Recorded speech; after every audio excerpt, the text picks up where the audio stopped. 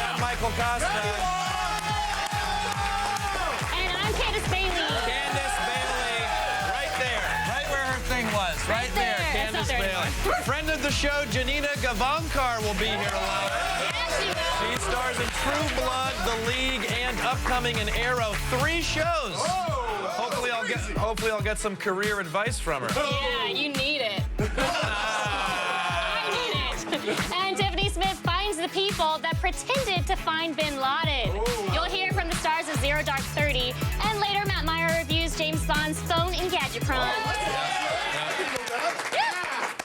Well, just another attack of the show. Just another attack of the show. Our last live attack of the show. I might cry. But let's just Not yet. Not yet. Okay, let's talk about something. Christmas. Let's talk about something fun. Let's talk about Christmas. I love Christmas. What are your plans for Christmas? I am going home to Florida for Christmas, spending it there, spending New Year's with my best friend, hanging out, you know, with the fam. Is it weird? I'm from Michigan. For me, Christmas was cold.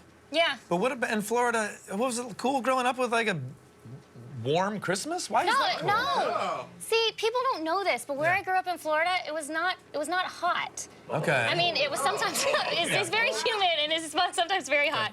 But in the winters, it usually I checked the weather forecast for next week, and the lows are down in the 30s. Whoa! Y'all, Whoa. I could take a glass of water, stick it out on the front porch, and it would turn to slush. What? I used to do that. It's very exciting. But I have had hot Christmases where I wake up and it's like 90 degrees, and nothing sucks more than a hot Christmas. Yeah, but you know, it's funny how you say a hot Christmas sucks, because when I hear hot Christmas, I think of something different.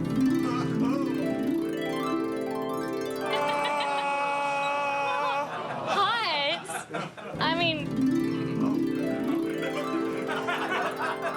I just saw that thought you had. Oh, sorry. But I think that was more of a precious Christmas. That was I don't know maybe- about so much hot. That was maybe more of a precious or a cute Christmas. That was a cute Christmas. Not a hot Christmas. But I like it. I like where your mind goes. That would be my ideal Christmas with Candace and Sarah. Hey. Time to run down the topics. We're going around the net.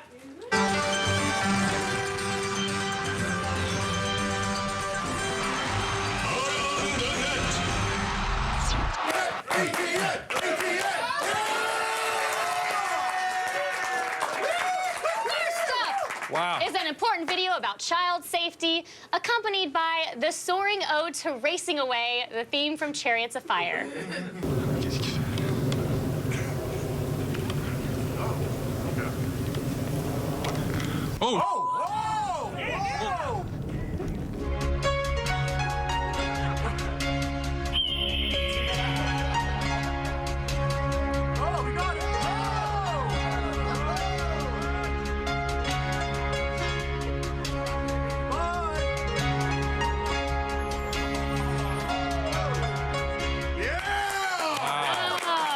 You know, I've always hated Eagles, especially Don Henley. Isn't the worst Eagle Glenn Frey? I mean, he wrote Smuggler's Blues. That song can go to hell. Go to hell, Smuggler's Blues! And now, let's head to the Netherlands, where they finally solved all their home security problems. Je kunt het al een beetje horen, hè? Ja, rustig maar, lady. Het is de baas.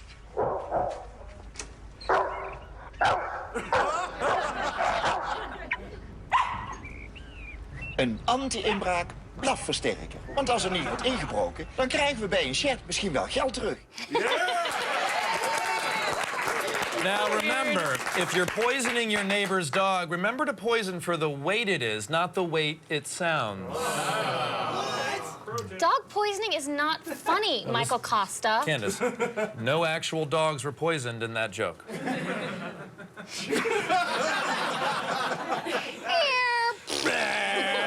That joke was poisoned. Trains are one of the safest forms of transportation, most of the time.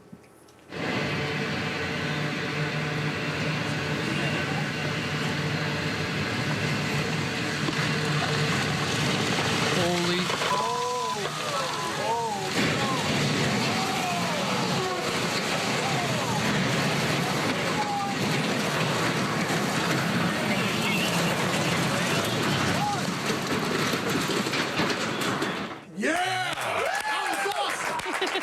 Tell you what, the real losers here, the 9 hobos passed out in that train car. Rest in peace, gentle hobos. Oh, that's horrible. For more train wrecks, visit michaelcosta.com. You bitch! Yeah! Take that! Did you call me a bitch? I didn't call you a bitch. Let's keep moving on. Oh! And now, a ninja faces his greatest enemy, fruit.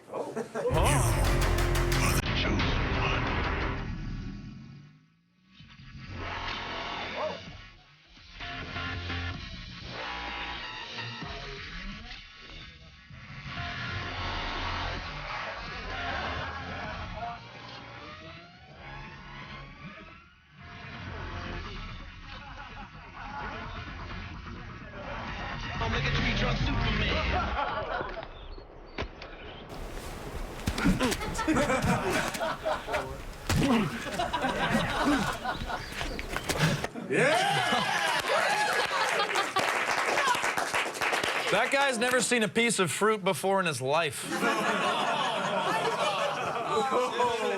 That's so mean. And finally, like I have to do this every day with this guy. Here's some heavy lifting. Come on, Candace.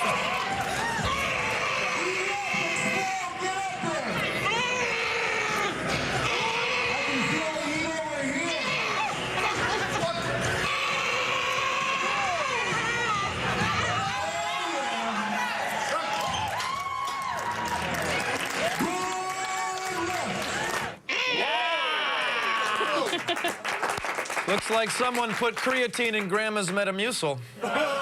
She has got roid rage. Hemorrhoid rage. Oh, thank you, Internet. You were always there for us. That's my roid rage. Really? Still ahead, Cara Santa Maria tells if tomorrow's the end of the world. It'll be the end of something, that's for sure. Find out what after this. Oh, ATN.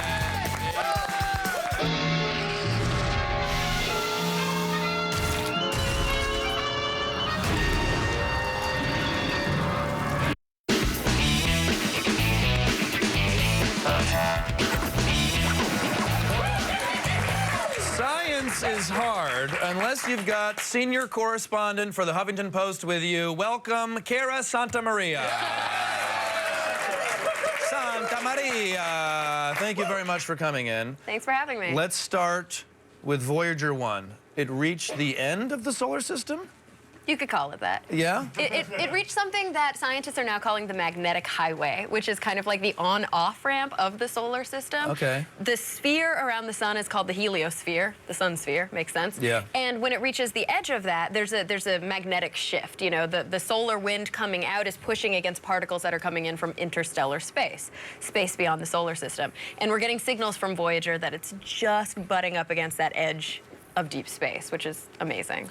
I mean, I don't even know what you just said. Yes, you do. But it sounds amazing. Now, the golden record is on Voyager 1, right? And I just learned about this because I'm a jock and I like sports, okay? I know you're thinking it. Boo. What is on the Boo Sports?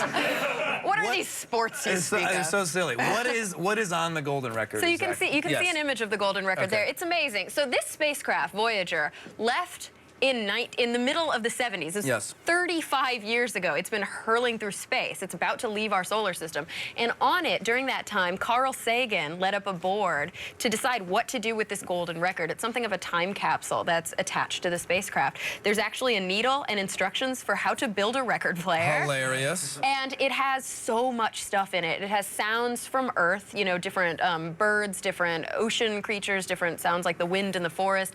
It has messages spoken in 55 different languages.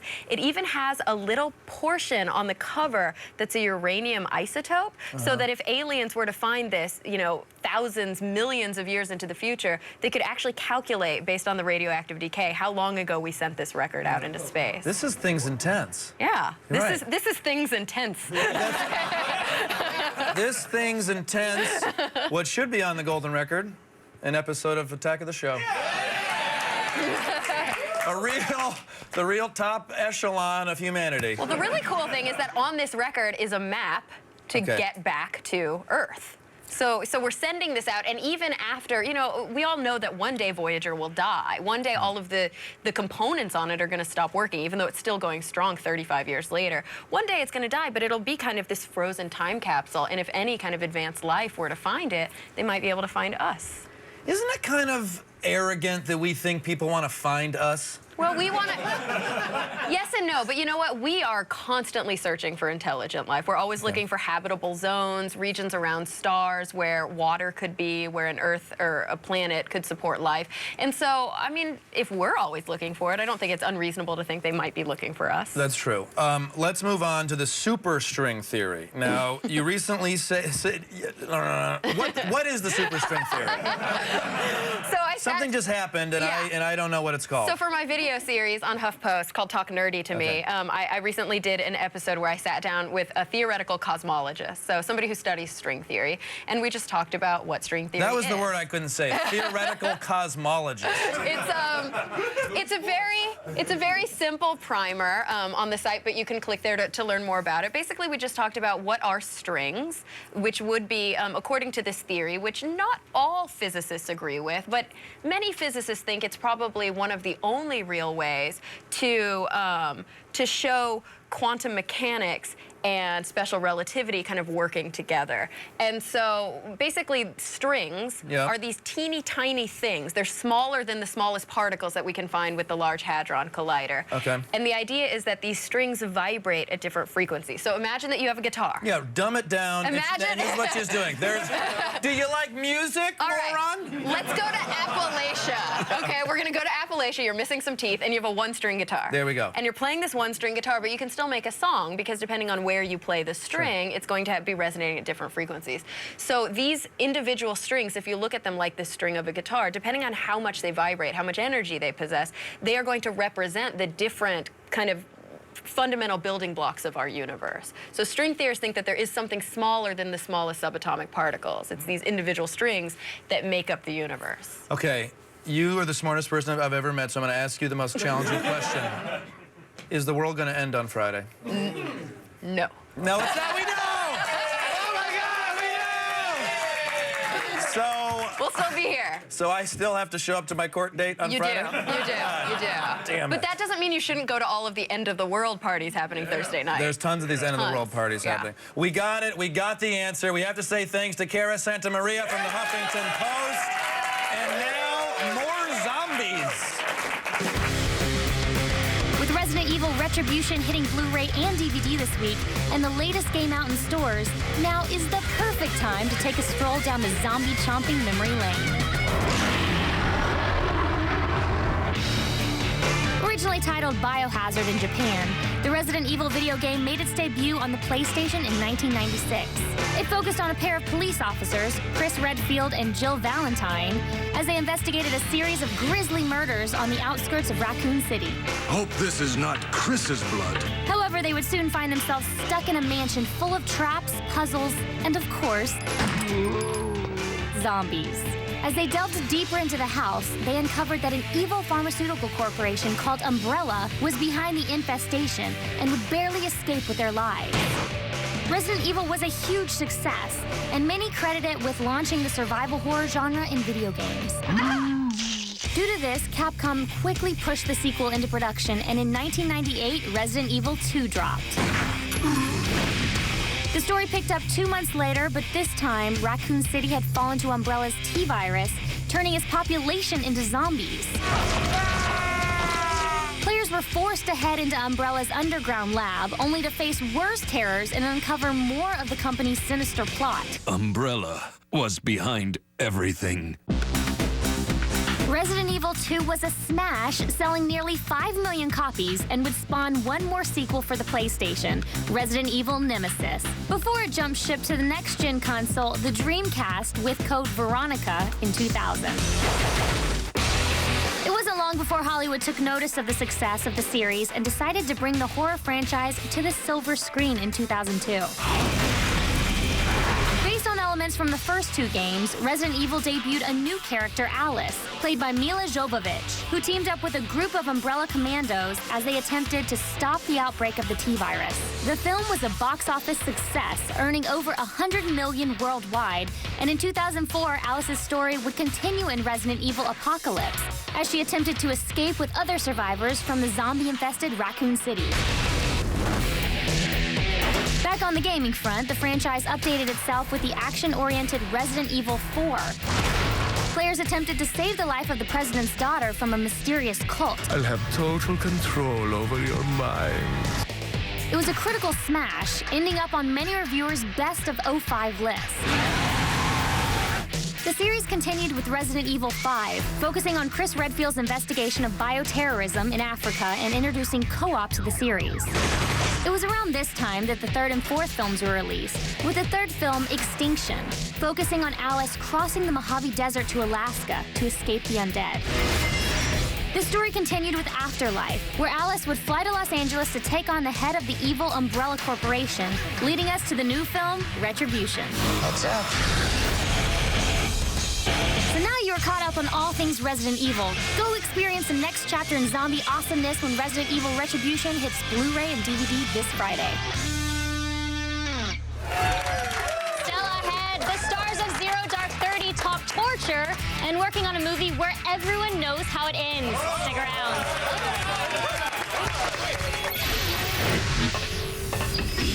Resident Evil Retribution on Blu-ray and DVD Friday, December 21st.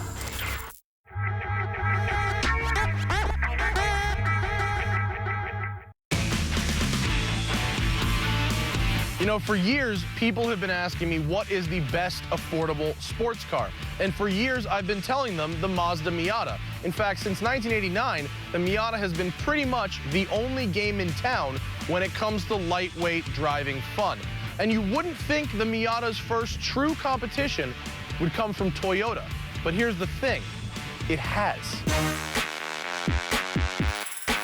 This is the Scion FRS, or as enthusiasts refer to it, the 86.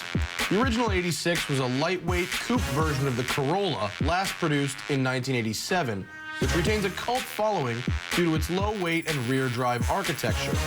This FRS is designed to channel the spirit of that car and bring back driving enthusiasm to the Toyota brand. Co-developed with Subaru, which makes a version of the car called the BRZ, the Scion FRS goes against today's raging horsepower war by removing hardware instead of adding it. Every part of the FRS is designed to enhance the driving experience, not detract from it, which is why there are no options and no frills. There's nothing in this car that will make you forget why you bought it in the first place, because your first priority once inside is driving.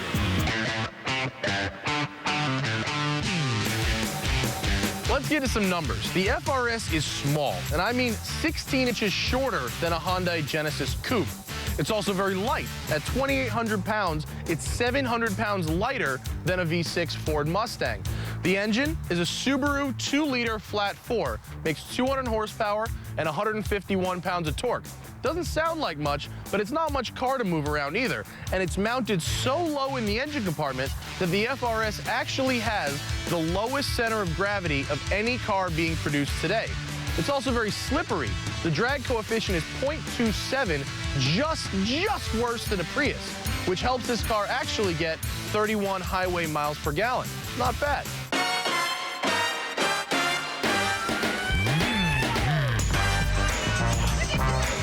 The most important thing you need to know about the FRS is that it's rear-wheel drive, unlike so many other small kind of economy cars.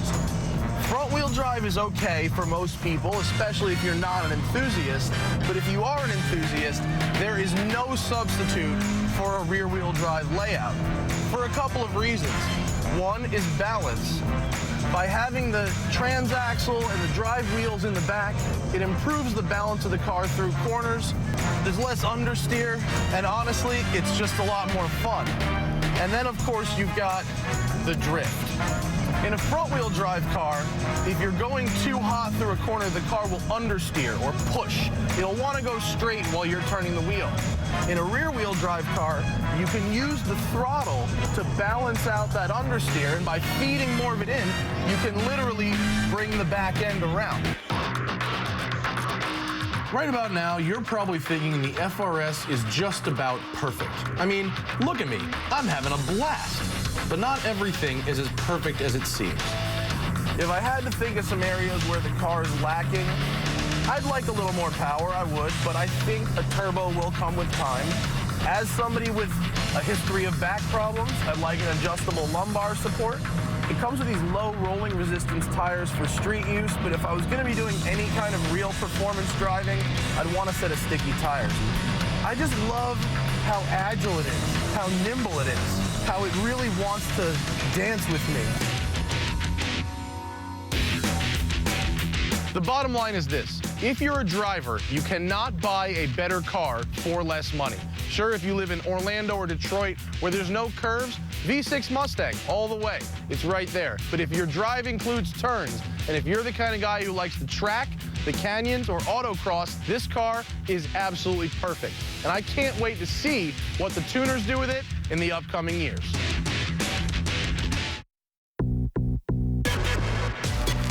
All the news you need to know. I'm Sarah Underwood, and here are your top stories. Today, Twitter officially introduced a new feature that lets its users download every tweet they've ever sent. Called the Twitter Archive, you can sort your tweets by month or search for specific words, phrases, hashtags, and even usernames. The feature is being rolled out slowly with only a small number of people having access to it today. But over the coming weeks, the service should be available to everyone in the Twitter sphere. And Verizon's Redbox Instant service has launched a private beta today. If you're interested, you can be one of the few to test it out. All you have to do is go to redboxinstant.com and sign up to receive a free 1-month trial. After that month is up, you have the option to pay either $6 a month for streaming only or $8 for streaming and DVD rental privileges from any Redbox kiosk. And Wii U owners finally have a bit of good news. I know. Nintendo has announced that its long-delayed service, Nintendo TV, will launch tomorrow. Yay! In case you don't remember, the feature combines various streaming services along with your cable and DVR into a single searchable app. When it launches tomorrow, users will have access to Hulu Plus and Amazon Instant Video, but will still have to wait for Netflix and TiVo. Now, you guys remember the painting of Jesus that got an ugly makeover from an old woman earlier this year? Right, okay. Well, the woman who botched the famous fresco just sold an original piece of her artwork on eBay. The 80-year-old artist, shall we call her, commissioned a painting titled Las Bodegas de Borja, or for us gringos, Borjas Wine Cellar. The painting got 52 bids before being sold for just over $1,400. Not bad at all. And the good news is she will be donating all of the proceeds to charity, so that's nice. And finally, what do Bruce Willis, Channing Tatum, RZA, and The Rock all have in common? Abs? Oh, good, yeah. Also, they're all in this sweet new trailer for G.I. Joe Retaliation. Check it out. I'm Sarah Underwood, and you have just been fed. Now, here's a Zero Dark 30 spoiler. Bin Laden dies at the end. On September 11th, 2001, the United States was crippled in a devastating attack on its own soil. 10 years later, the hunt for the man responsible comes to its gripping conclusion in Zero Dark 30, the story of how we caught and killed Osama bin Laden. I'm gonna break you. Any questions? So, would you say one of the main themes of this film is if you mess with the United States, we will hunt you down and take you out? I think it shows what America is capable of, and that there's some incredible people out there doing some incredible things for everybody's benefit. It's a movie that does justice to the importance of what really did occur. Lead female roles in movies are always defined by the men. They're the love interest or they're a victim of the man in the film. But Maya's the opposite. She's just strong, capable, and she completely stands on her own. She can't get credit for what she did because she's actually an undercover agent. Oh my God, is that what I think it is? It's not all James Bond. I mean, this film sticks to the facts and shows how it really goes down. It's sweat, it's pounding the pavement, you know, it's the day in, day out, as you see what they really go through to get what they need to get, you know, and what it costs and what it takes and the excitements and the highs and the lows. Because these are real people and you have to, you know, show as it was. Seeing the inner workings of the CIA, how impressed were you guys? You'll never know these people. You'll never hear about what they do.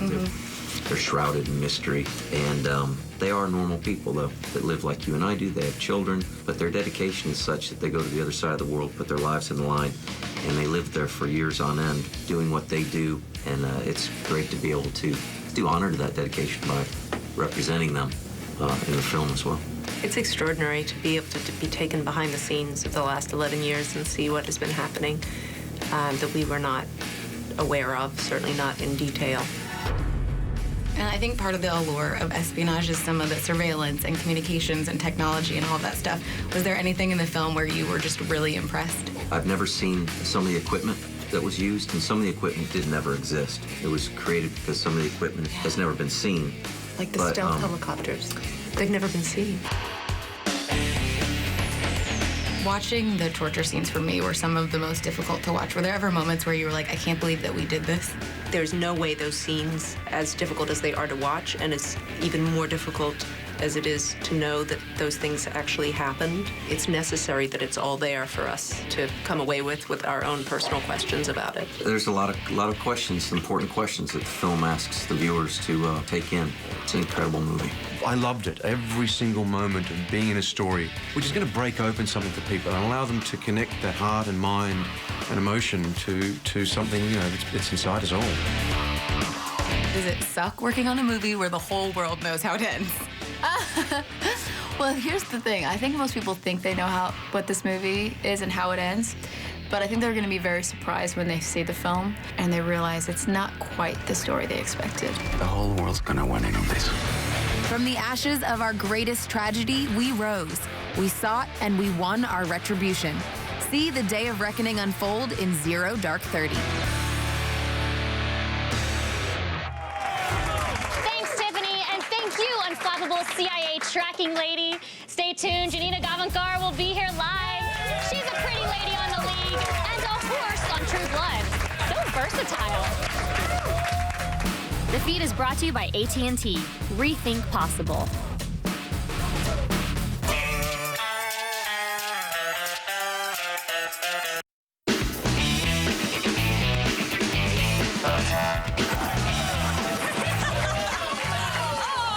Please welcome our good friend Janina Gavankar.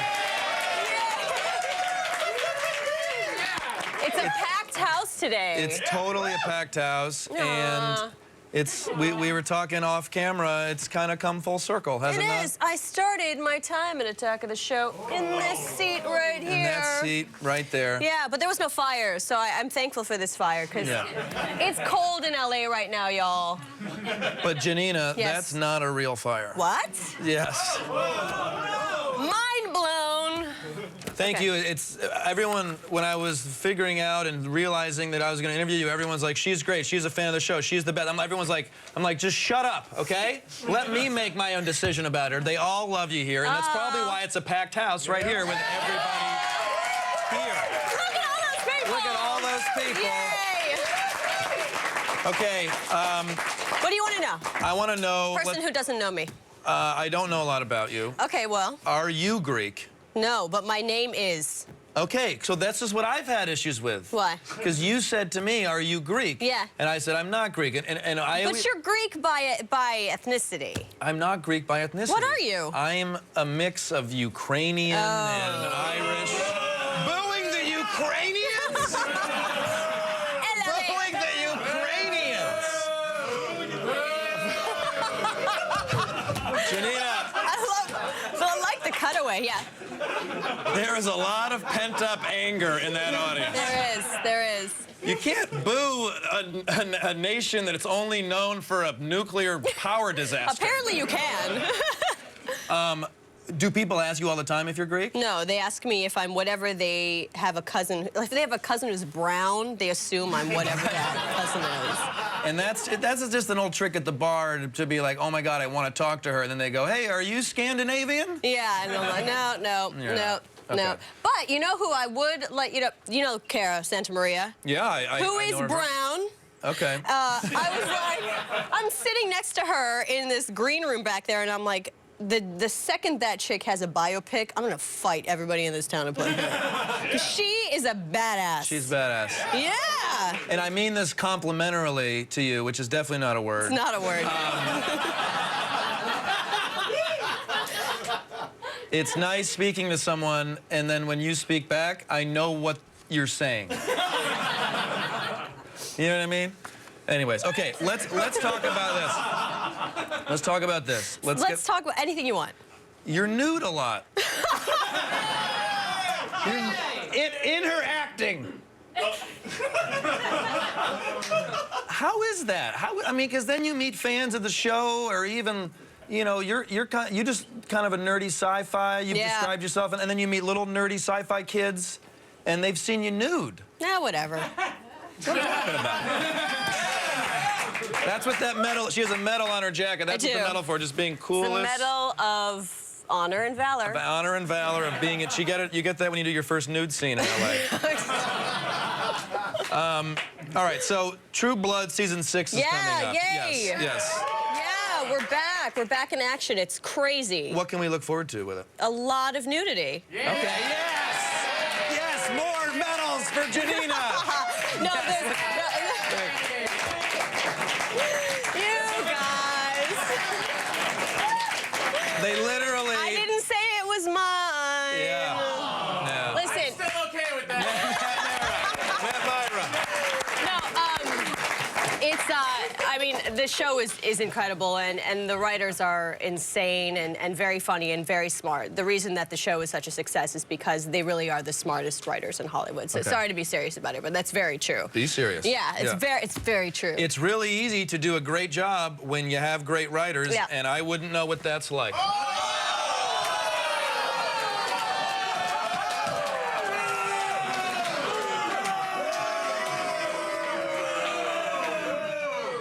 Janina, I apologize that you had to be a part of this.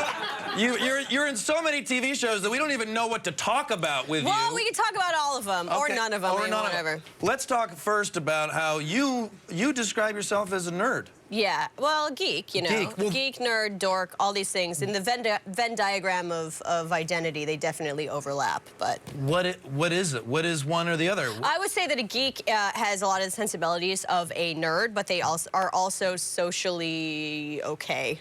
Okay, a geek is more socially okay, right. Yeah, I think. Okay. And also the geeks have won, so if I'm going to pick a team, that's who I'm going with. You got to pick the geeks. Get it. Okay, I get it very much. Yeah, but I am definitely a nerd. This is the most awesome audience I've ever had in a show.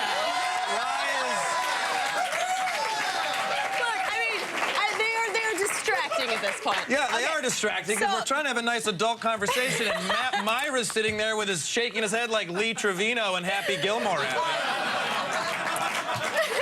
I get that reference, Michael. So everybody, I mean, a lot of people who are watching know that it's the geek strain runs strong in my DNA, and I mean, like I go to sci-fi conventions. Yeah.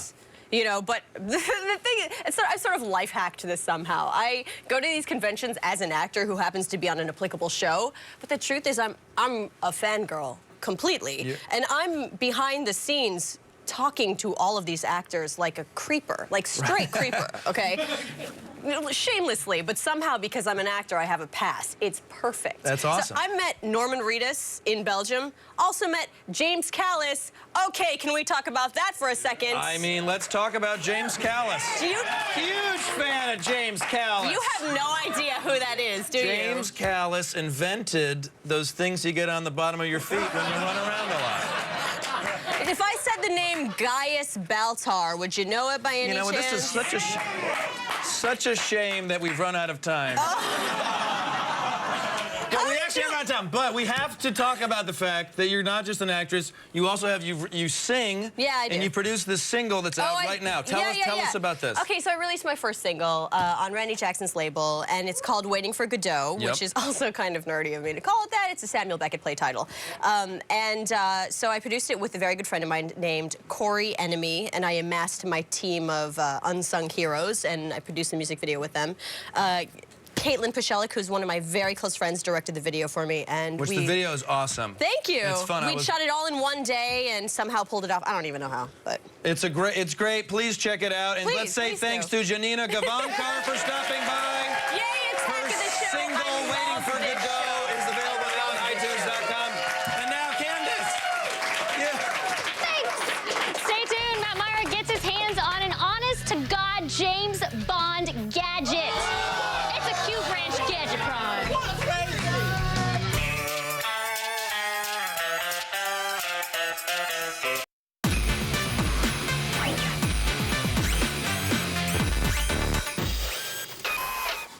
Hey everyone, it's Matt Myra. I did it. Matt, what do you have for us today? Well, Michael of the Ukraine, we have something that I'm personally very excited about it. It's the smartphone that James Bond uses in Skyfall.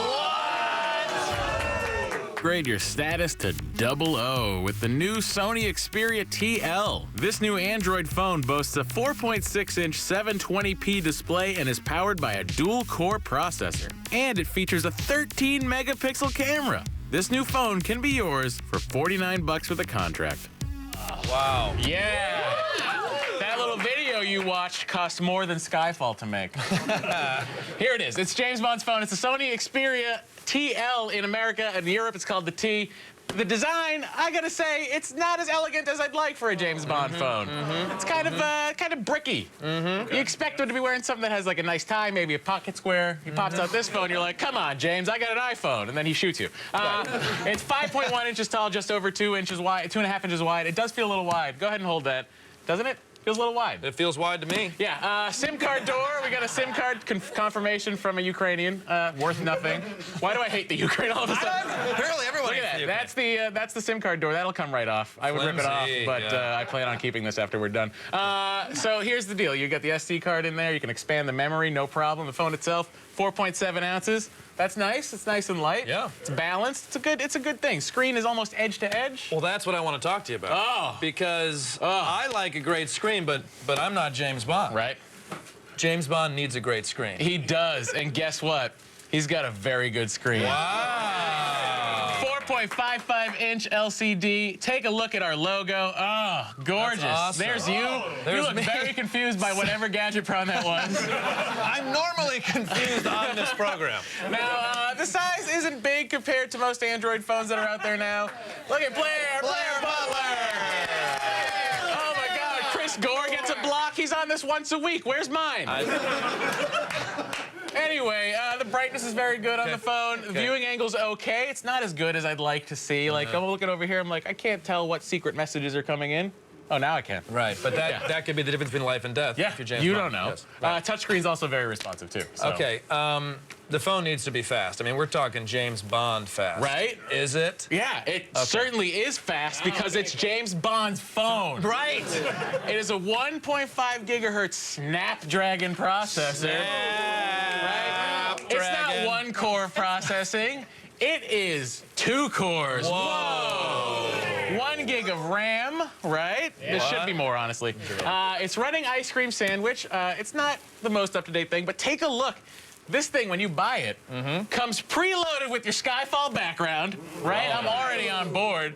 And because it's James Bond's phone, when someone calls you, it rings like this. Don't tell me. Yeah. I know. Look at this. That's exactly what you do. Oh my God. I mean, that is honestly worth the whole thing to me. That makes me so happy. And that's the new recording. It's not the old John Barry Orchestra recording. It's the newer, updated Skyfall recording, which I think is excellent. Critical commentary covered. We can play the song again. Yes.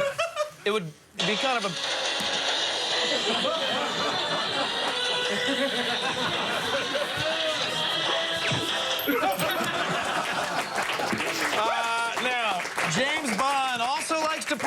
bit. Yeah, we and know what he's that gonna do at the party, take some pictures, We right? gotta take some pictures. How's the camera on this? 13 megapixels! Oh my God! Finally, more than the standard 8 megapixel. Let's take a look at this thing in light next to an iPhone 5. Go ahead, everybody. Bernardo! Bernardo!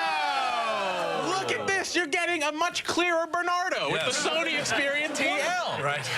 That's what I want. I want a clear Bernardo. I don't want a foggy, weird, fuzzy Bernardo. Although Bernardo is kind of fuzzy on his own. Now, let's talk about low light. It's okay. It could be better. I'm not going to lie to you.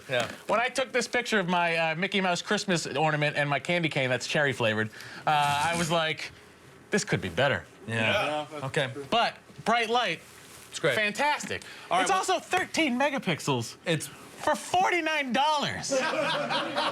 You can get this Sony Xperia TL for $49 with an AT&T contract. Matt, what's the verdict? We're giving it a 4.5 out of 5. You see that? I shot it off. I shot that thing off. I'm so good. Anyway, it's a great phone. It's fast enough for James Bond. It's sure as heck fast enough for you kids. The design could be sleeker, sure, and I want a little more RAM, but it's $49 for a 13 megapixel camera that also happens to be a pretty sweet Android phone. So, no brainer, everybody. Let's say thanks to Matt.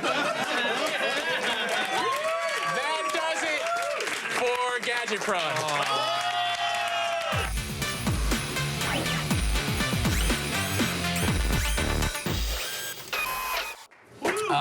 That's it. That's it. Well, then while we feel sad, why don't I quickly say that if you're in Ann Arbor, Michigan, December 28th and 29th, you should come see me perform at Connor O'Neill's Bar on Main Street. So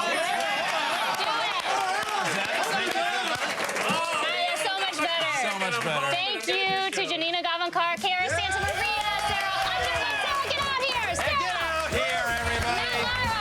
Maddie Farah, Tiffany Smith, and Thank you, Candace. Thank you, Sarah. Thank you, Matt. You guys are amazing. you guys. Y'all are the best. We love you so much, and we wouldn't be here without you guys. Most awkward double date ever. Awkward double date.